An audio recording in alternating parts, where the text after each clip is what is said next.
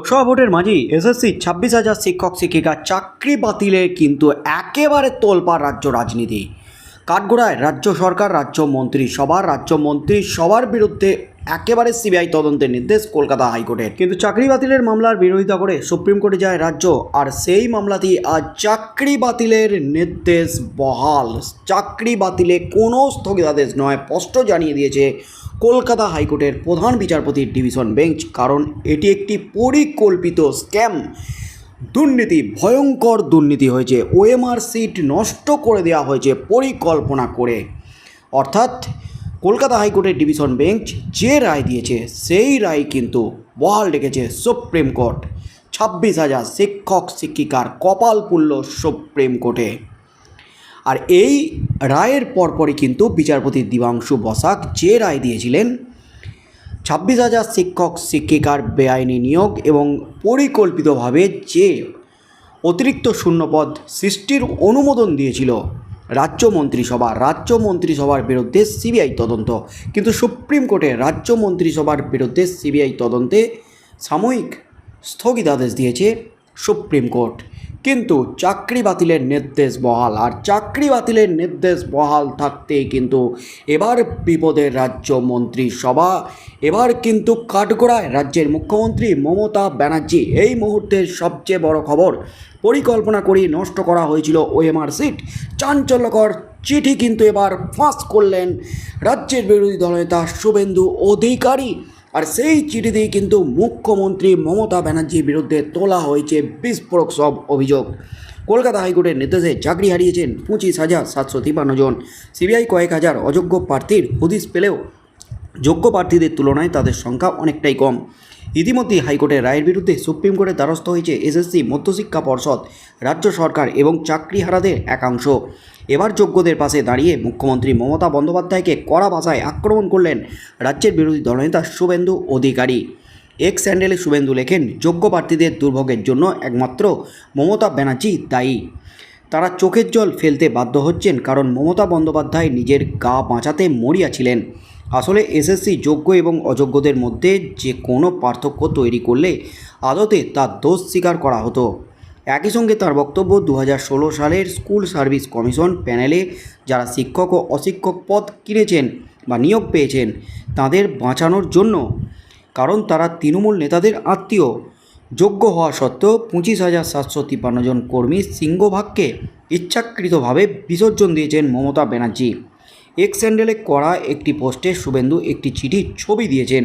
সেই চিঠিতে দেখা যাচ্ছে এসএসসির তৎকালীন চেয়ারম্যান বালাজি সলিউশন বলে কলকাতার টেগোর পার্কের একটি সংস্থাকে 2016 এসএসসির ওএমআর সহ যাবতীয় কাগজপত্র নষ্ট করার নির্দেশ দিয়েছেন। 2019 সালের 22 এপ্রিল এই চিঠিটি লেখা হয়েছিল। চিঠির ছবি পোস্ট করে রাজ্যের বিরোধী দলনেতা শুভেন্দু অধিকারী লিখেছেন, দেখুন এসএসসিতে মমতা বন্দ্যোপাধ্যায়ের অধস্তনরা কীভাবে গুরুত্বপূর্ণ প্রমাণ নষ্ট করেছিল যা তুষ থেকে শস্য আলাদা করতে সহায়তা করতে পারত, অর্থাৎ যোগ্য প্রার্থীদের বেছে নিতে সাহায্য করত ওই ওএমআর সিটগুলি। প্রসঙ্গত 2016 সালের এসএসসির পুরো প্যানেল বাতিলের নির্দেশ দিয়েছে কলকাতা হাইকোর্ট।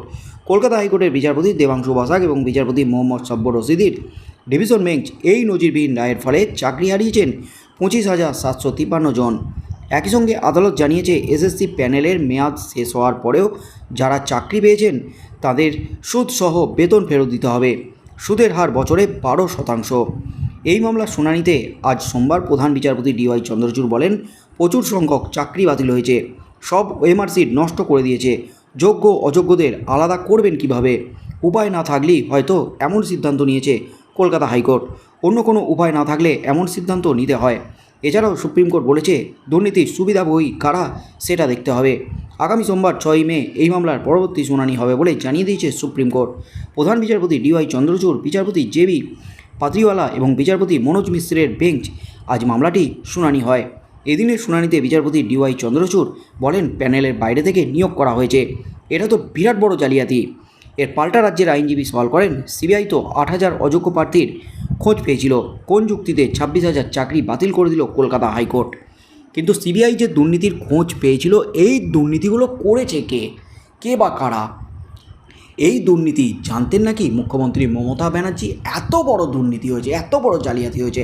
8,000 শিক্ষক শিক্ষিকা শিক্ষাকর্মীর দুর্নীতির মাধ্যমে চাকরি পেয়েছে, রীতিমতো ঘুষ দিয়ে, লক্ষ লক্ষ টাকা ঘুষ দিয়ে চাকরি পেয়েছে। আর এদের জন্যই কিন্তু বলি হতে হয়েছে যোগ্য শিক্ষক শিক্ষিকাদের।